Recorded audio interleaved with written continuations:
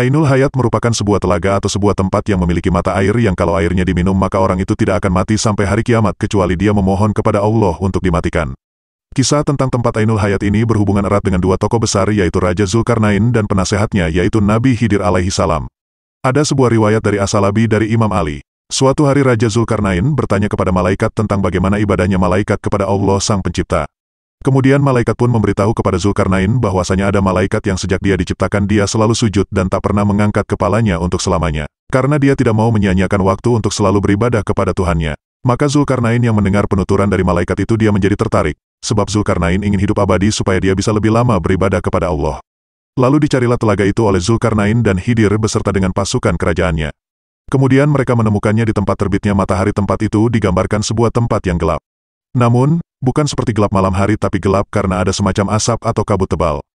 Singkat cerita, yang meminum air dari telaga itu hanyalah Nabi Khidir alaihi salam. Zulkarnain tidak meminumnya.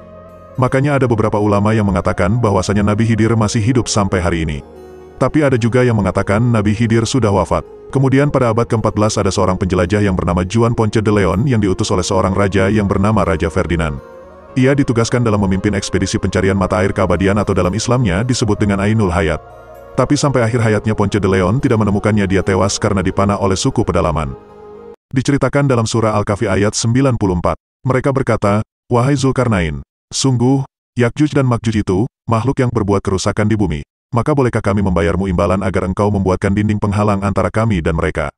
Namun, hingga saat ini keberadaan tembok tersebut masih menjadi misteri. Lantas, bagaimana petunjuk lokasi dinding itu? Lebih lanjut, siapa sosok Zulkarnain yang dimaksud dalam ayat tersebut?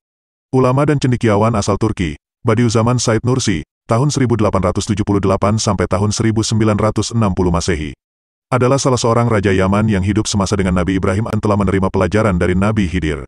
Sedangkan Iskandar Ar-Rumi, berasal dari Romawi, hidup 300 tahun sebelum Masehi dan belajar pada Aristoteles. Dajjal merupakan salah satu dari 10 tanda datangnya kiamat kubro. Jika Dajjal telah muncul maka dunia saat itu telah diambang kehancuran besar. Dia dipenjarakan Allah di suatu pulau misterius dan dijaga oleh seekor hewan yang bisa berbicara yang bernama Al-Jassasah. Ada hadis Nabi Shallallahu Alaihi Wasallam yang mengungkapkan tentang pulau ini, namun Nabi SAW tidak merincikan secara jelas lokasi persisnya berada di mana.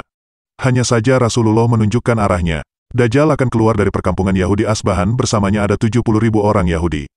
Hadits yang diriwayatkan Anas radhiyallahu anhu. Dajjal akan keluar dari bumi di arah timur yang dinamakan dengan Khurasan. Hadits yang diriwayatkan Abu Bakar As-Siddiq radhiyallahu anhu.